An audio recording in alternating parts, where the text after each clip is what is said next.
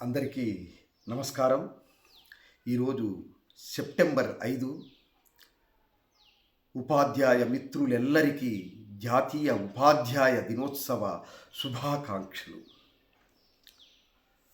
అసలు ఉపాధ్యాయుడు అనే పదానికి అర్థం ఏమిటి? ఉపేతి అధీయతే అస్మాత్ ఇది ఉపాధ్యాయః. ఉపేతి దగ్గరుండి, అధీయతే అధ్యయనం చేయించువాడు అంటే చదువును నేర్పెడివాడు. ఉపాధ్యాయుడు అంటే దగ్గరుండి చదువును నేర్పెడివాడు అని అసలు అర్థం. సరే, ఆ అసలు అర్థాన్ని కాస్త పక్కన పెడితే ఇంకో కొసరు అర్థాన్ని, ఉపాధ్యాయుడు అనే 5 అక్షరాల పదాన్ని మనం చమత్కార భరితంగా కూడా చెప్పుకోవచ్చు. అదెలాగంటే ఉపాధ్యాయుడు 5 అక్షరాల పదం. ఇందులో మొదటి అక్షరం ఉ. ఉ అంటే ఉద్బోధ చేయువాడు, ఉపదేశం చేసేడివాడు, ఉన్నతుడు, ఉదాత్తుడు, ఉత్కృష్టుడు.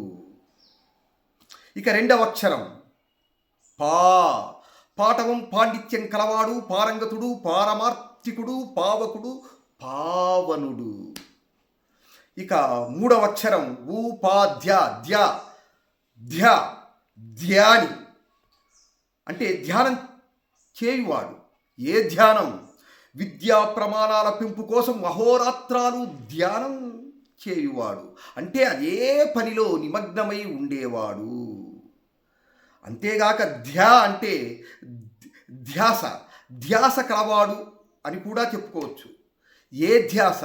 విద్యార్థుల ప్రగతి, అభ్యున్నతిపైనే ధ్యాస కలవాడు.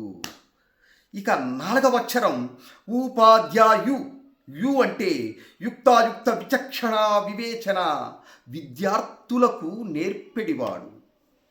యు అంటే యుక్తిపరుడు కూడా.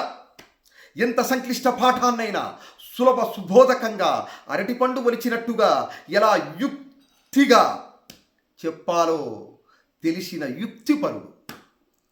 యు అంటే యుద్ధం చేసేడివాడు కూడా. అదేలాగా విద్యార్థుల అజ్ఞానాంధకార, కుసంస్కార, క్రమశిక్షణ రాహిత్యాలనే కనిపించని శత్రువులతో యుద్ధం చేసేడివాడు. ఇక ఆఖరుది 5వది అయినటువంటి అక్షరం డు. డూమువులు లాంటివాడు. మీకు ఉడుముల పట్టు తెలుసు కదా, ఉడుము పట్టు. డూమువులు తెలుగు భాషకు ఉడుములు. ఉడుములు ఎట్టా పట్టేస్తాయో ఈ డూమువులు తెలుగు భాషను అలా పట్టేశాయి. తెలుగు భాషకు డూమువులు ఎలాగో విద్యా వ్యవస్థకు ఉపాధ్యాయుడు అలాగా. కాబట్టి మిత్రులారా, ఉపాధ్యాయుడు అనే పదాన్ని ఇలా చమత్కార భరితంగా కూడా మనం నిర్వచించుకోవచ్చు.